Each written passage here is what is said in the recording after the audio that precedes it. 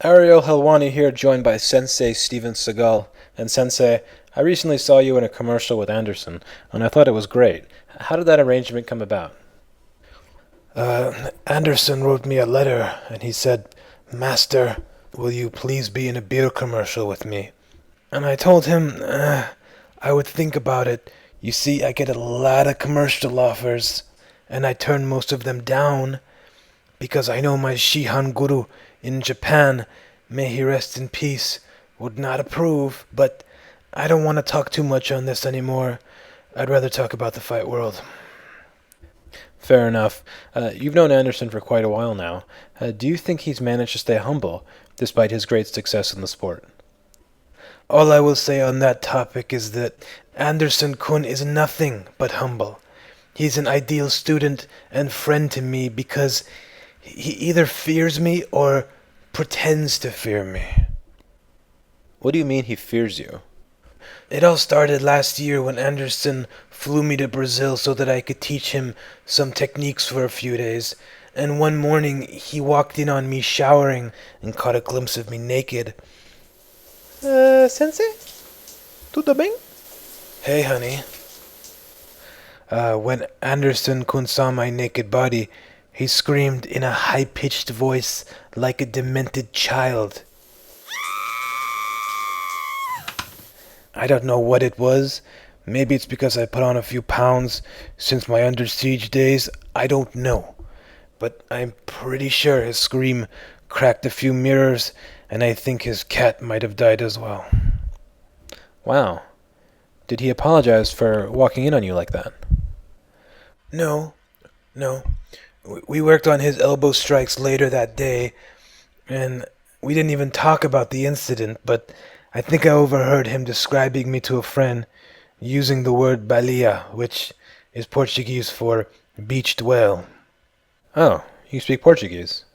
No, well, I understand a few words or so, mostly fighting words, but I have an ethnically ambiguous look, so Anderson still thinks I'm fluent, and I just sort of go with it. Okay, UFC 148 is coming up soon, and you said we can expect to see some new techniques from Anderson. Without giving anything away, can you tell us a little bit more about that? I mean, I taught Anderson some forbidden moves that my mentors in Japan did not want me to teach him. That's how deadly they are. Oh, does Anderson intend to shoot a fireball at Chow? Next question, please. Okay. I've received a lot of heat from people in the MMA community for speaking to you. People write me and say that you're a fraud, that you're the Donald Trump of MMA because of your self-promotion. And I wanted to know, how can those people get in touch with you? Because my inbox is getting full. Well, I think those people are sick, deformed children, and I don't know where this is coming from. I feel sorry for them. You see, I've been fighting all my life. Okay? Many people consider me one of the star gurus of my ancient discipline. My punches and kicks are a little bit different, and I teach my pupils how to land them. Sorry, Sensei, I didn't mean to rile you up. Okay, hypothetically speaking, if a fighter like Nam Fan wants to learn some of the same moves you're teaching Anderson, how can he convince you to teach him? Well, I don't know who Nab Fran is, but for starters, he can begin by drafting a letter stating that he has admired me for a very long time, and explain why he thinks he's worthy of learning the world's most life-threatening and life-endangering moves.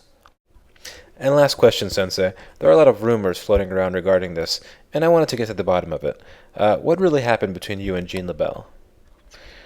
We were filming a movie some 40 years ago, and Gene was a stunt coordinator, and he interrupted us in the middle of a scene, and randomly tried to show me a backstretch of some kind, against my will. And so I delivered an elbow to his scrotum, and Gene immediately collapsed, soiled his underwear, and died in a coma a couple of days later.